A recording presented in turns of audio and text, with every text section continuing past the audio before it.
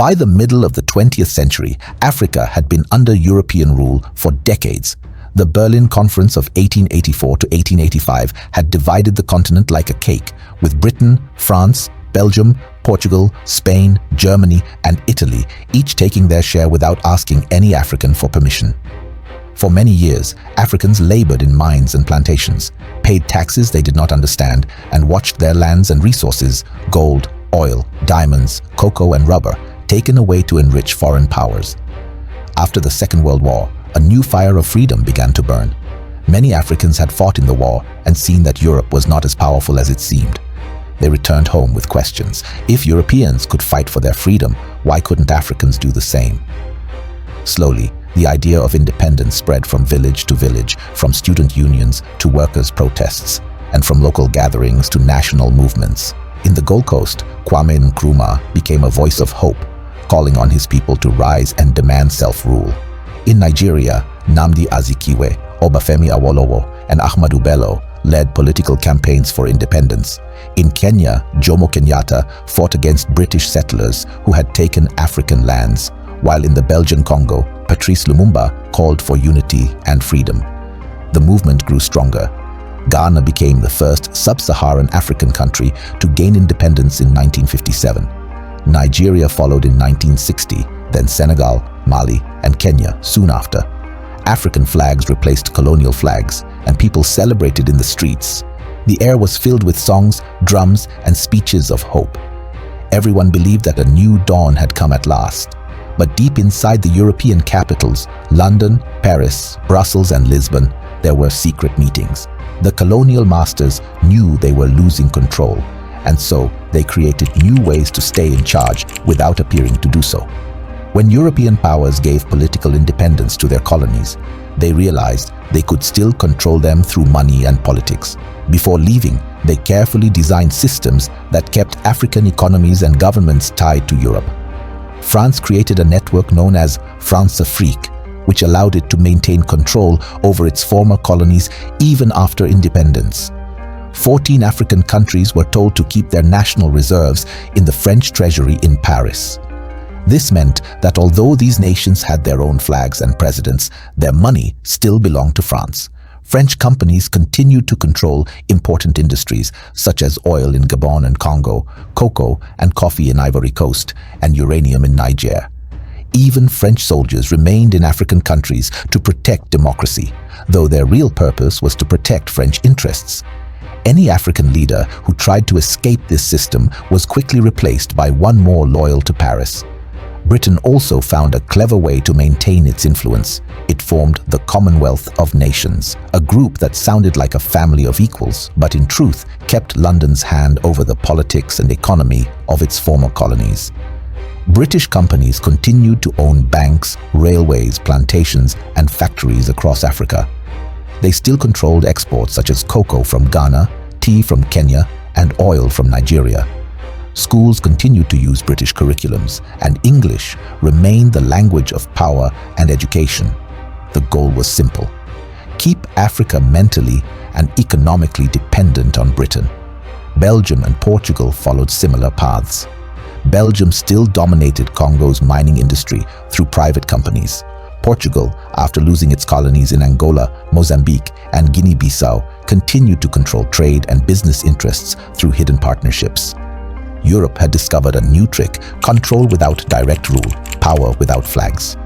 After the celebrations ended, African leaders began to realize that freedom was not what they had imagined. Their countries were politically independent but economically weak. The colonial powers had designed the systems so that African nations would continue to supply raw materials and buy finished goods from Europe. This created a dangerous cycle in which money constantly flowed out of Africa. Whenever African leaders tried to take full control of their resources, they faced serious resistance. In the Congo, Patrice Lumumba wanted to use his country's vast minerals for the benefit of his people. But Western powers saw him as a threat. Within months of independence in 1960, Lumumba was overthrown and murdered with the involvement of Belgian and American intelligence agencies. His death threw Congo into years of chaos, while foreign companies continued to take its copper and cobalt. In the 1980s, a young leader named Thomas Sankara came to power in Burkina Faso. He rejected foreign aid and encouraged his people to grow their own food, make their own clothes, and depend on themselves. But France and its allies did not like his independence.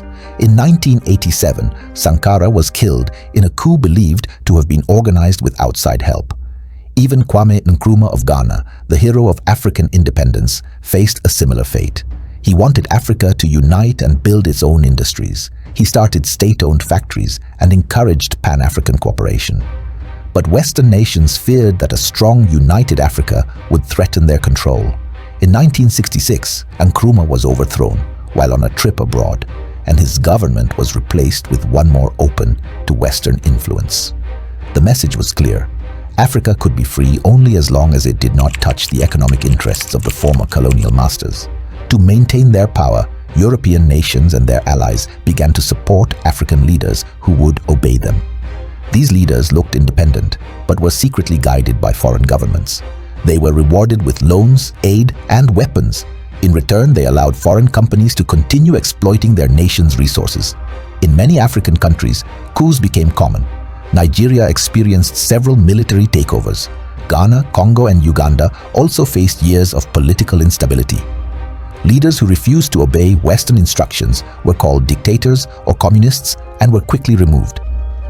Behind the scenes, intelligence agencies such as the CIA, MI6, and French secret services worked to control African politics.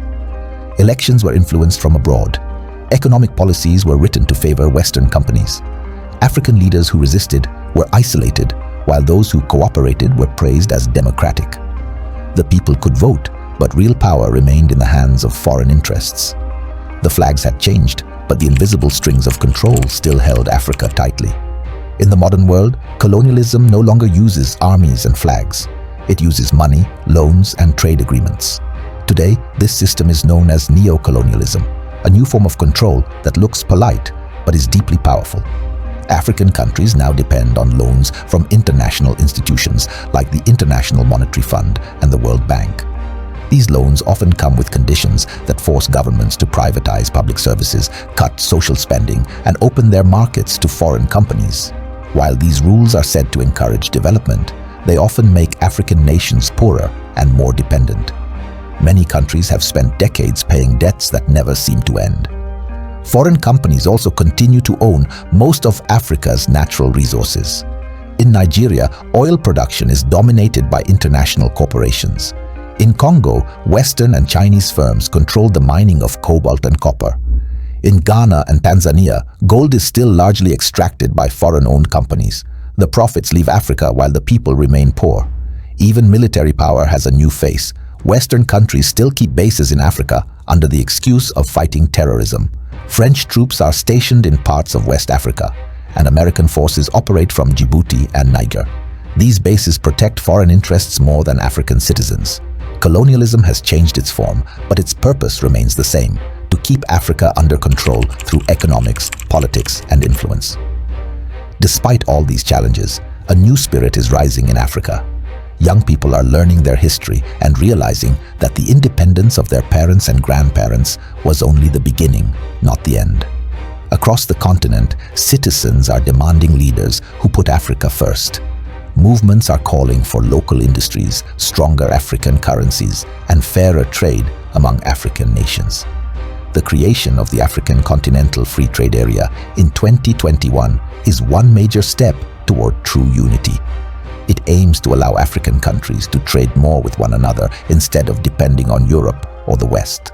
Artists, writers, and teachers are also helping to rebuild African pride by telling the stories that were hidden for so long.